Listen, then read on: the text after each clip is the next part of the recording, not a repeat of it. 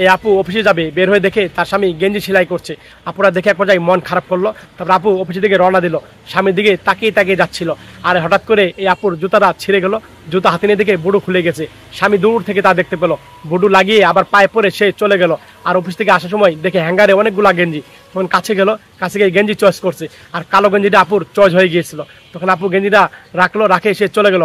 আর দিকে ভাই আসলো মার্কেটে, দেখতে পেলো জুতা, আর জুতা দেখে তার বউয়ের কথা মনে পড়লো, জুতা ছিঁড়ে গেছে। তখন পরের দিন দেখেন আপু যখন বাসা থেকে বেরোলো অফিসে যাবে, দেখে একজোড়া নতুন জুতা। আর আপু তখন জুতা হাতে নিল, হাতে নিয়ে কল্পনা দেখলো তার স্বামী এসে পুরান জুতাটা ফেলে শপিং ব্যাগ থেকে নতুন জুতা বের করে দিয়েছিল এই জায়গা।